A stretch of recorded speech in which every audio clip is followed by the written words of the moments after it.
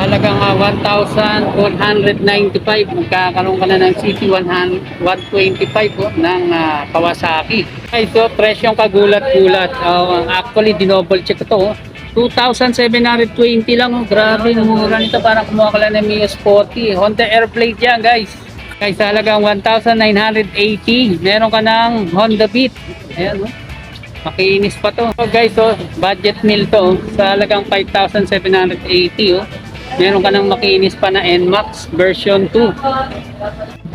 Next in line, 2,020 lang guys. Mio Sporty. Murang-mura. Meron din dito budget meal 2,590. Meron ka ng Kimco na like na makinis pa. Solid pa yung kinis nito. Guys, welcome back again to my channel. So nandito na naman tayo guys sa another moto vlog natin na kung saan meron na naman tayo na-discover na another mga repo, no? Na isa sa mga top of the line. So ayun guys, kung bago ka lang po sa akin channel, no? Baka naman po makalambing po sa inyo na subscribe, like, share, comment. Pakihit nyo na rin po yung notification bell para updated kayo sa aking mga video. So ayun guys, eto dito marami tayong nakita dito na hindi man actually sobrang dami, no? Sakto lang, kumaga, na isa sa mga madalas na hinahanap sa atin ng ating mga loyal or solid na mga followers, subscribers. So yun guys, papakita ko sa inyo yung location nga pala natin, no? Nandito tayo ngayon sa Super Bikes, ayan, sa Tungkong Mangga. Ayan, dito na po sa Halili Avenue, Halili Avenue, Barangay Maharlika ng San Jose del Monte, Bulacan. Ayan. So ang landmark nyo guys is nandito lang tayo sa harapan lang na Kawasaki. Ayan, no? Uplinks Barbershop. So ayan, sa harapan yan makikita ninyo na itong super bike. So guys, marami kayong makikita rito na pwede nyo pagpilihan, no? Puro top of the line. Ito, meron dito Yamaha M3.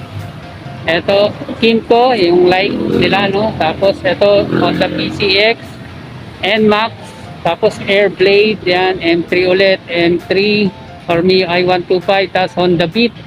Tapos dito merong Kawasaki CT100 ng Kawasaki. Tapos dito Mio Sporty. Nga pala guys, take note nga pala, no? Ito, may good news ako sa inyo. Ito dito sa kasa na to, first time ko nakapag-vlog ng repo na makikinis pa. Tapos meron siya mga free helmet at langis. Ayan guys, dinoble check ko na po sa stock yan. Legit na legit daw po yan. Free. Ayan, lahat yan. May free oil helmet. Free oil and helmet. So guys, first stop natin dito, meron tayo nakita rito na Mio Sporty na makinis pa, no? Ang color nito is navy blue kung hindi tayo nagkakamali, no? So ito, check natin yung price nito guys. So ito guys, ang cash price niya is 47,595. Tapos ang down payment niya is 3,095 lang guys. So, tapos ang kanyang monthly amortization sa kanyang 36 months or 3 years. Ito, unahin mo natin yung 1 year, 18 months guys. So 3,345. Tapos ang kanyang 2 years, 2,655 lang. Tapos ang kanyang 3 years guys, so 2020. Magkakaroon ka lang ng Mio Sporty na makinis pa, oh. Yan. Tapos meron pa silang free helmet, free and oil helmet. Isang malupit dito, no? Kahit repo siya, oh. Pagulat-gulat to, may libre ka ng langis, may helmet ka pa. Grabe naman yan, kamura nito. Unahan na kayo dito guys. So ito, check natin yung itsura niya. Ito guys, wala na side mirror, pero ayan, yung kabuuan nito makinis pa. Ano?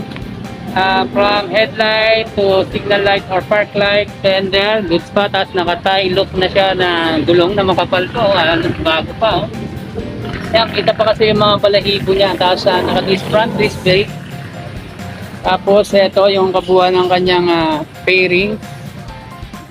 Yan, makinis pa guys yung left side dito. Tapos tingnan natin yung tinakbo.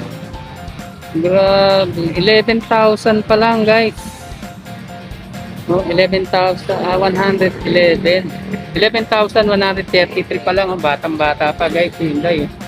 Kasi seat cover niya guys, ayan medyo mayroon lang siyang konting mga remembrance ni Muning dito, pero in general makinis pa siya. Tapos ito, wala pang plaka guys. Halos all stock pa from heat guard, kanyang pipe. I think aftermarket na yung pipe niya guys. Tapos yung kanyang shock, ayan, stock pa oh. Makinis pa to. Stop natin guys, ito meron dito CT125 ng Kawasaki. Ito, check natin yung price niya. Ayan, ang kanyang cash price is 35,500. Tapos ang kanyang down payment 3,000. Tapos ang kanyang 18 months 2,460. Ang kanyang 2 years 1,955. Tapos ang kanyang 3 years guys, so 1,495 na lang oh. Murang-mura na yan para dito sa makinis pa na sa mga naghahanap dyan ng pansunduan, pan-service, yan, pang-negosyo, pwede lagyan ng sidecar or kulong-kulong. Ito, makinis pa guys. Wala na itong side mirror guys, pero yung kanyang kanyang signal light, halos bago pa. Tapos fender niya, goods pa, goods na goods. Tapos gulong niya, makapal pa rin. No? Mag-drum brake siya guys. Tapos ito yung kabuuan ng kanyang pairings guys. So sa gilid, okay na okay pa naman. No? Tapos naka all stock yung kanyang shock, wala pa tong plaka guys. Tapos stock pa yung kanyang grab bar, left and right, goods na goods pa. Tapos stock pa yung kanyang seat. Tank cover niya makinis pa rin no? Ito yung tinakbo niya guys, 21,000 lang may git. Okay naman natin ito guys, Honda Beat version 2 FI na po ito no? So ito black ang color nito and orange and white. Tapos ito, check natin yung cash price niya guys. 46,525. Tapos ang kanyang down payment 3,025. Tapos ang kanyang 18 months 3,275. Tapos ang kanyang 2 years 2,590. Ang kanyang 3 years guys, bagsak presyo 1,980 na lang. Grabe, unahan na kayo dito. Baba nito.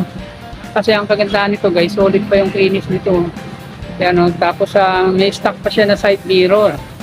Tapos yung kabuuan ng kanyang pairings, ayan, solid pa yung kinis. Fender niya, goods pa, gulong, lalo na yung gulong, makapal pa, around 95%. Tapos naka front disc brake. Ito yung kabuuan ng kanyang pairings guys.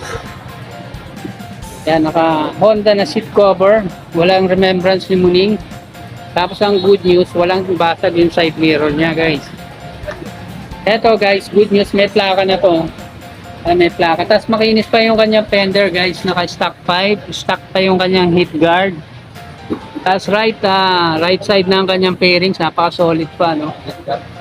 Tapos left side ng kanyang pairings, solid pa rin guys. Halos all stock pa. Naman natin guys, ito meron dito nga Mio i125 na napaka solid pa yung kinis no. Ito dalawa yung color variant na nakita natin dito, isang black tsaka isang orange. Kaso yun nga lang guys, wala pa tong presyo, pero papakita ko na rin sa inyo para may idea kayo in case na magkaroon ng pricing, kayo na yung direkta makipag-contact sa kanila. So ito napaka solid pa guys, halos fresh as nyo pa to. Sa personal nyo ito makikita talaga napaka solid yung kinis nyo, makintab pa. Overall fairing ito, wala makita mga gas-gas.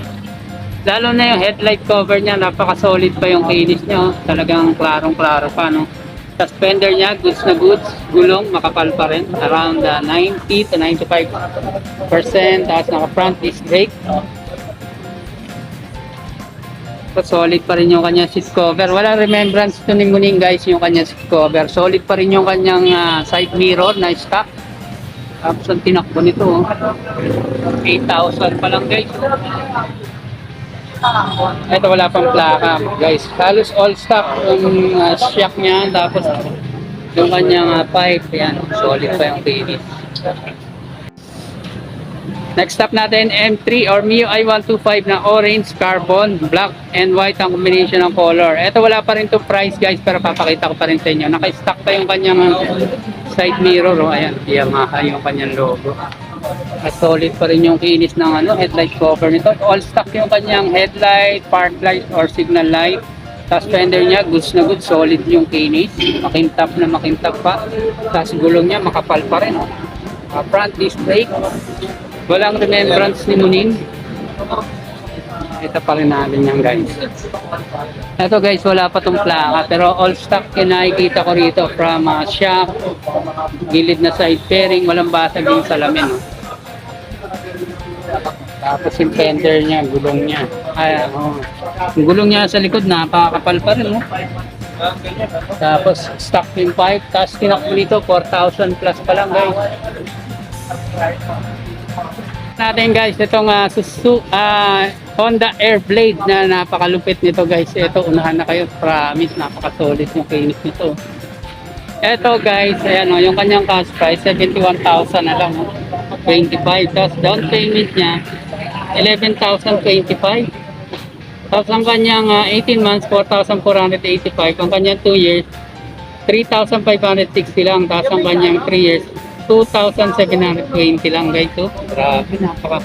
Parang kumuha ka lang ng PS40 nito na makiinit pa. Dinoble check ko to guys, saka stock. Talagang iyan daw talaga yung presyo. Tapos tinanong ko kung may issue yung makina, wala daw issue. So ito talagang mura lang daw talaga sa kanila, napakamura. Ito kasi pinakamurang nakita ko sa Airblade guys. Usual kasi naglalaro ito sa 5,000 ang kanyang 3 years. Kahit sa ibang repo na 4,000 plus, ganyan.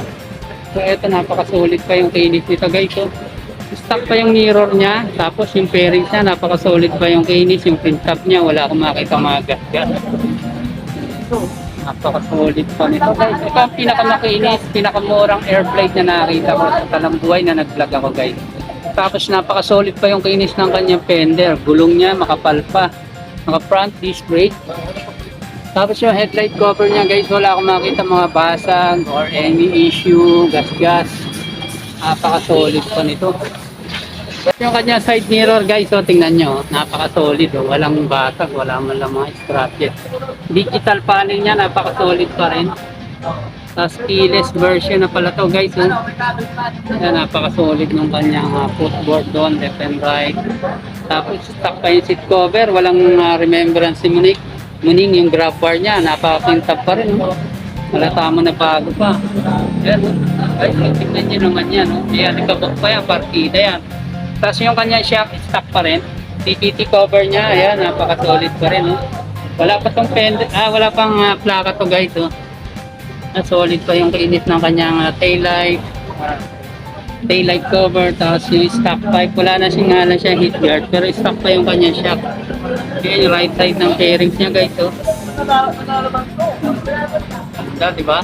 Combination ng color nga pala nito guys, gold, black, yellow, red guys, saka carbonite na siya, no? Natin guys, ito sa mga naghahanap nitong NMAX version 2. NMAX version 2, 155, no? Ng NMAX, ayan, no? So ang cost price nito guys, 136,595.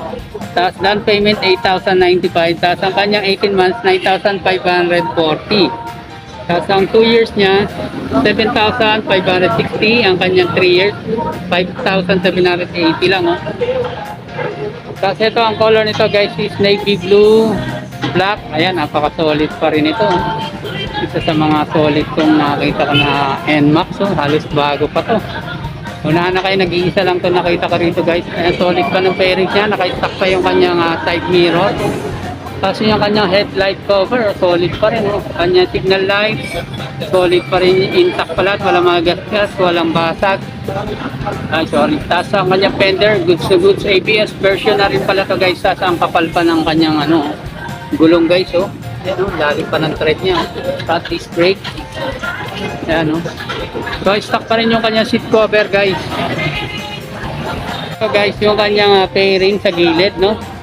Napaka-solid pa rin ang kinis niya. Stock pa rin yung kanyang shock. Tapos yung kanyang CVT cover, napaka-solid pa rin ang kinis niya. Wala pa tong plaka guys.